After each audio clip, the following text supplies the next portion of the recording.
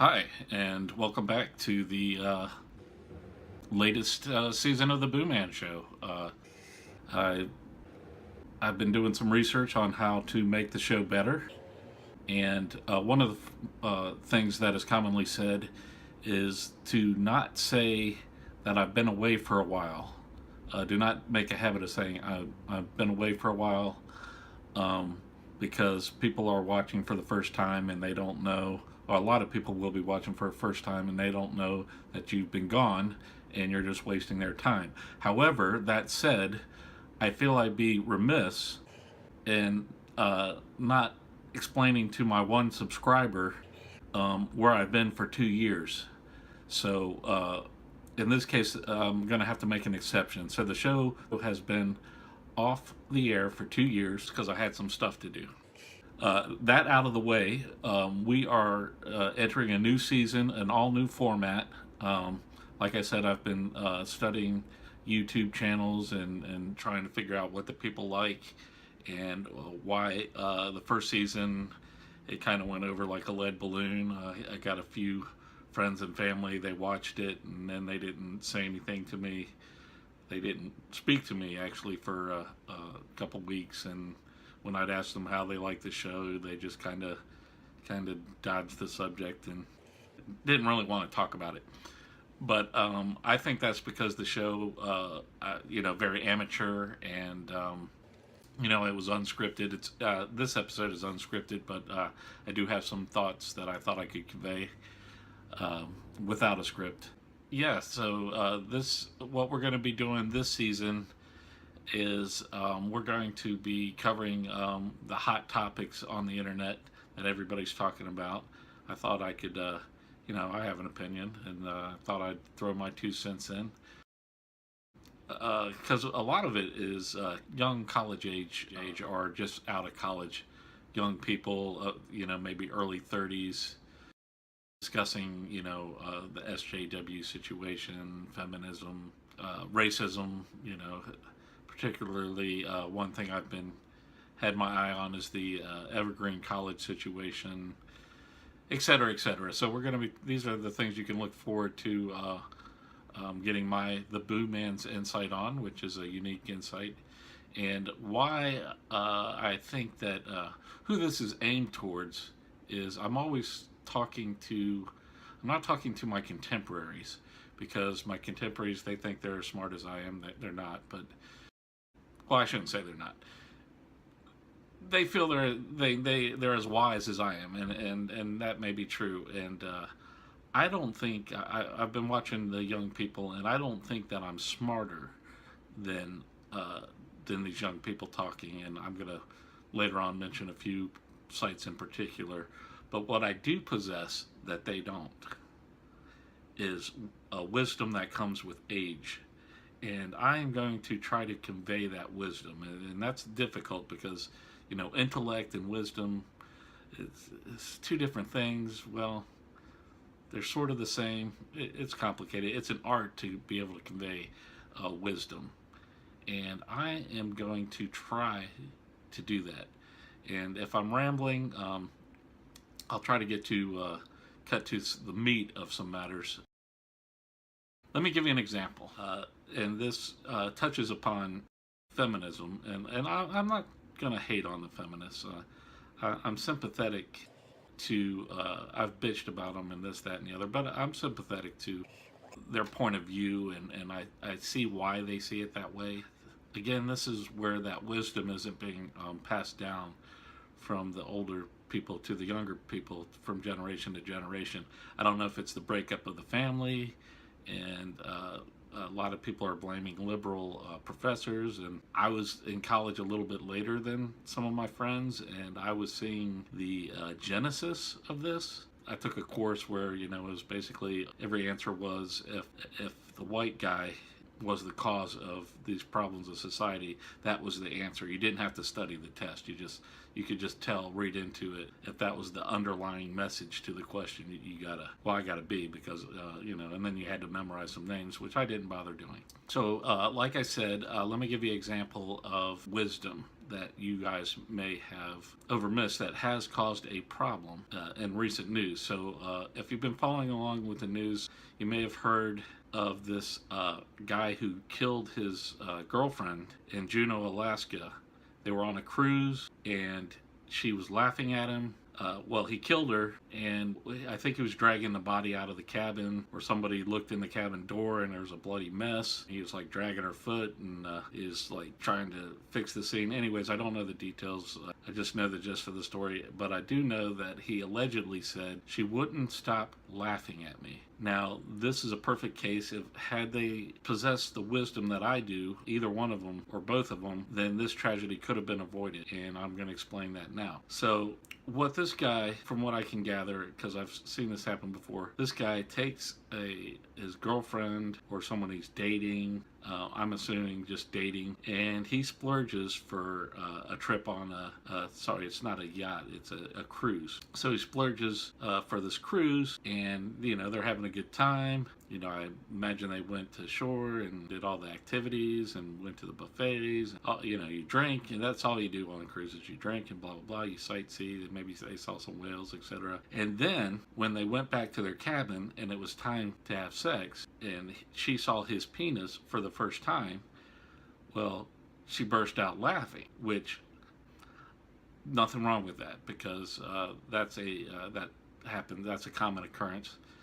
But you don't continue to laugh. So, I can't fault her or any of you girls out there if you're listening and you're in the same thing. Your boyfriend, first time he pulls down his pants, he's got a very small penis, and it's to the point it's comical. But here's what you do is you laugh, but you got to get over it. Maybe she was drunk, maybe she was high and couldn't control herself from laughing. But what happens is, as you continue to laugh, and maybe him telling her, maybe he got mad and said, "Don't laugh," and that made it even funnier. As she continued to laugh, it's like the pot's boiling and boiling. So in a normal situation, and I think women from ages past just automatically knew, and maybe their, history, they had the rule of thumb back in the day where you could beat your wife with a rod that was no more thicker than your thumb. That was a rule of thumb. So back in those days, women knew, and I'm not saying it's right, but I'm just saying that these were the things that you don't continue to laugh. Okay, then you make an excuse after you laugh, like I'm just shy or something like that. But if you continue to laugh, a guy, the boiling point boils, and then he can't. He's so ashamed. He's feeling the shame, and he spent this money on this cruise. He's feeling embarrassed. He knows you're going to go back to the office and tell everybody he has a small penis, and all this stuff is boiling inside. And I know you feminists are going to say, well, you teach them not to kill or you teach them not to rape. At this point, it's not a cognitive matter. So she could let the boiling pot, and then bring it back down, and then maybe bring it back up, like, no, I'm not laughing at your small penis, and then, then you gotta, think of, dead kittens, or anything that disturbs you, anything that's gonna make you laugh. Like a guy who's a premature ejaculator, he's gonna have to think about, you've heard this, he's gonna have to think about baseball. So just like that situation, if you don't want to get murdered, you got to think about dead kittens, or whatever girls think about, knitting or something like that. Now, I know we're in a modern age, so knitting. I don't mean to sound sexist. I don't mean to be like, oh, make me a sandwich. I don't know what the modern woman thinks about, but here's where the disconnect between being smart and the wisdom comes in, because you could be CEO at your company, or you could be a programmer. I've met a lot of talented young women, and more power to you, but the disconnect is your mom or your dad did not have this talk with you. I mean, the birds and the bees, I think they just teach it in school, but no one tells you these little nuances you need to know to prep you for when you first have that sexual encounter with your whomever. Because down through the ages, this is a typical kind of transaction. She and he both had the possession of the wisdom of the ages I'm talking about, it's understood that you, as the woman, are getting a free trip on the cruise, right? And he is paying to, have sex, and he hopes it's going to be good.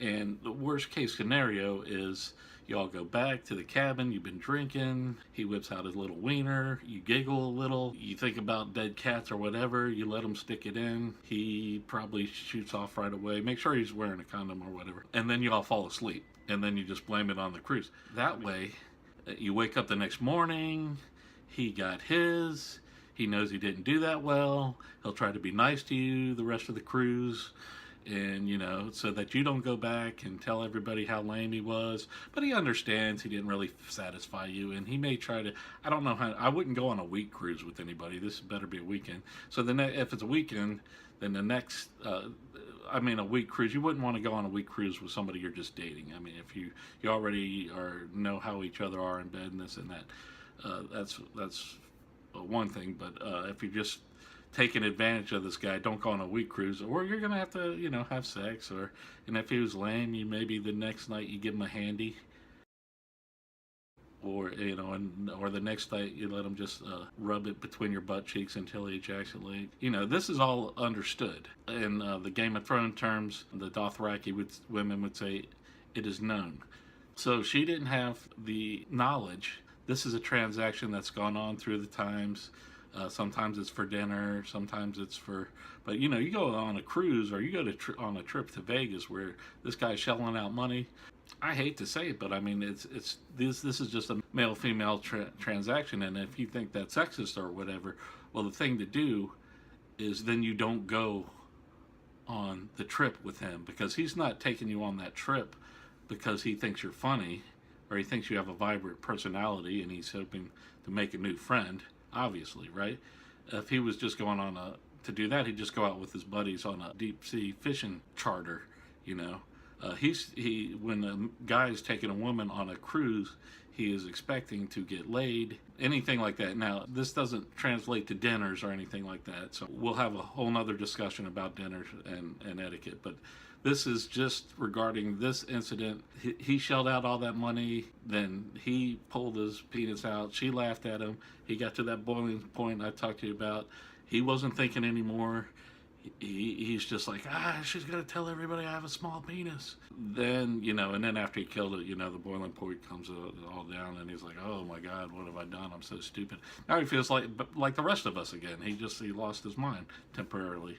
And if I was the judge, I'd be pretty lenient, I understand. Now, a woman judge is not going to be lenient because she doesn't understand this either. Unless she's someone like Judge Judy, who is wise and has been around like I have, then she knows the deal. She knows the score. I have absolute respect for her. She's no fool. So to wrap that up, if she, basically should have done what I said, and then she just goes back to she's not interested in him, it'd be apparent, it'd be weird and kind of awkward in the bedroom. You go back and everybody respects what you did. It's been done before. You just, hey, I went on the cruise with Bob or George or whoever this was. Yeah, it's assumed you banged him, and you can tell a couple close friends, how lame he was, or but you don't want to be spreading out around the office either, because then that's another situation where if you tell everybody and his fears are realized, then we got one of these where the guy comes into the office and goes postal.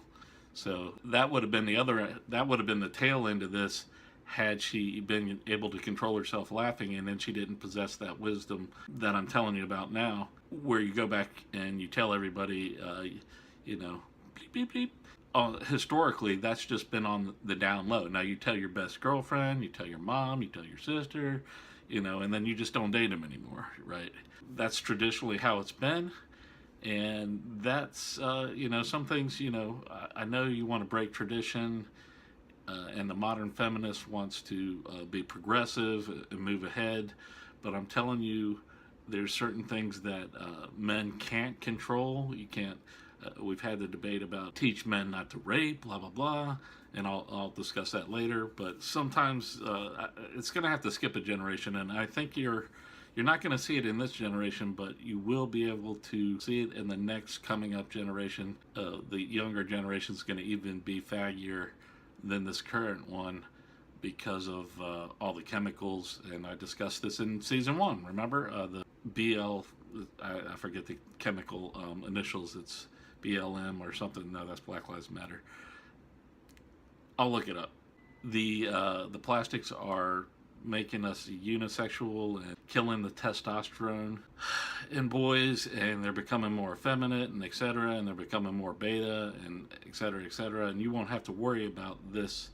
However, in this generation, if you want to live longer, you're going to need to have to follow the tips from your Uncle BooMan, who has been there, and I'm going to help guide the transitioning women to the current men, the next generation under me, and then that's all I can do. And then you're going to have to pass some of this wisdom on to the next faggier generation that's going to be coming up. I don't mean to say faggier.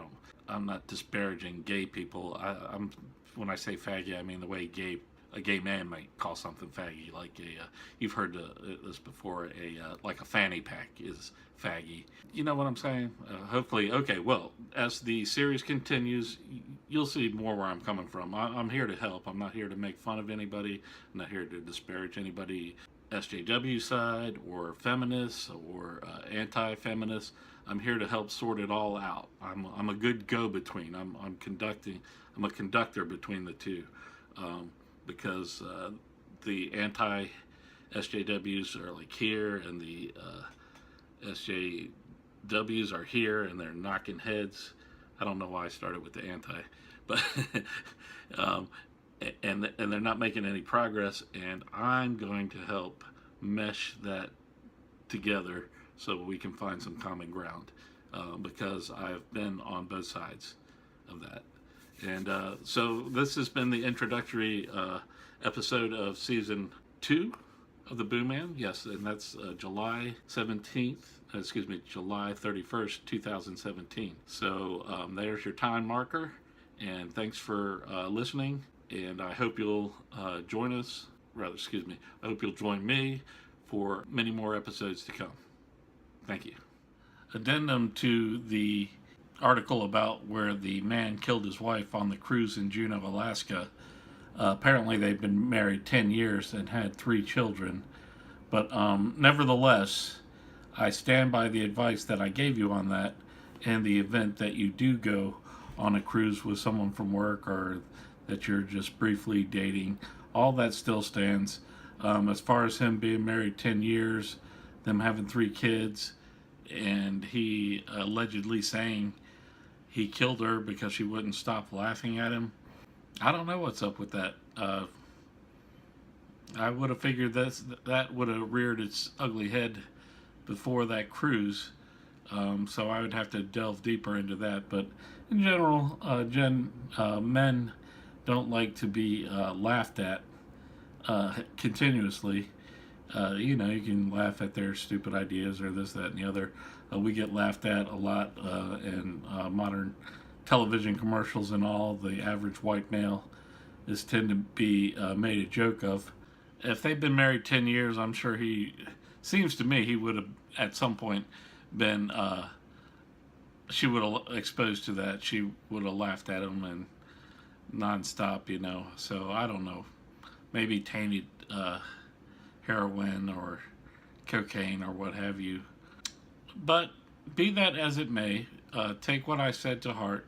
And if you are going on a cruise with someone you're just dating, just be wary of outright embarrassing them, because it may result in the same kind of tragedy that happened in this case.